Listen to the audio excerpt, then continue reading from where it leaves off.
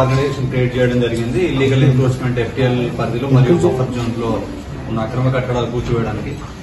So దీన్ని ఆసరాగా చేసుకుని కొంతమంది డబ్బులు వసూలు చేస్తున్నారు, బ్లాక్మెయిల్ చేసి వీళ్ళని మాకు ఇన్ఫర్మేషన్ వచ్చింది. సో దీనిలో భాగంగా మన అమీన్పూర్ లిమిట్స్ లో MCOR అనే కంపెనీ వాళ్ళకి డాక్టర్ బండ్ల విప్లవ్ సింహ అనే అతను బ్లాక్మెయిల్ చేయడం జరిగింది.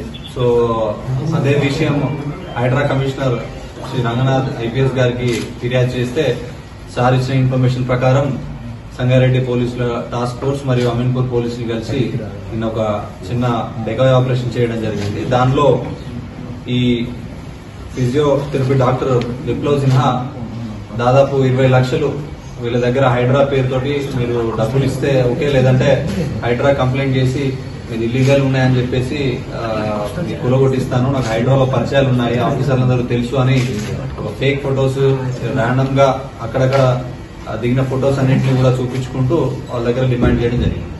దానిలో లాస్ట్ కి 16 లక్షలు బేరం కుదుర్చుకుని ఒక 2 లక్షలు నిన్న అడ్వాన్స్ గా తీసుకుంటుంటే ఇమీడియట్ గా రెడీ అయినట్టుగా అమీన్పూర్ పోలీసులు మరియు complainant party and accused party ఒకే దగ్గర నిన్న దొరకడం జరిగింది.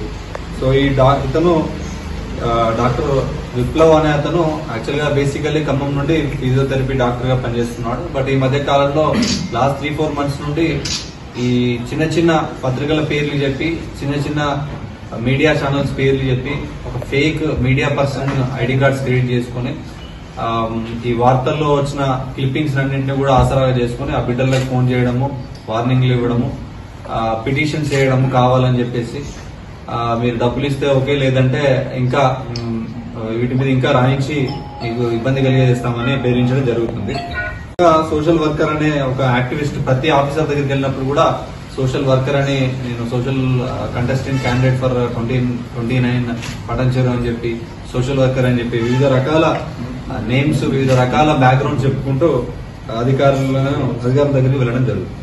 సో దీనిలో ముఖ్యంగా ఈ MCOR ప్రాజెక్టు వాళ్ళు ఈ అమీన్పూర్ చెరువు దగ్గర నాలా కబ్జా చేశారని చెప్పేసి ఇతను వాళ్ళని బెదిరియడం జరిగింది. ఇదే సందర్భంలో 2 సార్లు, ఒకసారి వీళ్ళని డబ్బుల గురించి పిస్తా హౌస్ అశోక్ నగర్ దగ్గర కలుద్దామని, దాని తర్వాత ఆప్రికాస్ కాఫీ హౌస్ గచ్చిబౌలిలో అక్కడ కలిసి వాళ్ళని బెదిరియడం జరిగింది. సో దీనిలో చాలా వరకు క్లియర్ కట్ గా ఆడియో రికార్డింగ్స్ మరియు ఈయన డబ్బులు డిమాండ్ చేసిన ఈ వీడియో రికార్డింగ్స్ కూడా క్లియర్ గా ఎస్టాబ్లిష్ చేయడం జరిగింది. సో వీటన్నిటిని పట్టుకుని క్రైమ్ నెంబర్ 563/24 లో ఎక్స్టార్షన్ కింద కేసు పెట్టడం జరిగింది. ఈ రోజు అతన్ని రిమాండ్ చేయడం కూడా జరుగుతుంది.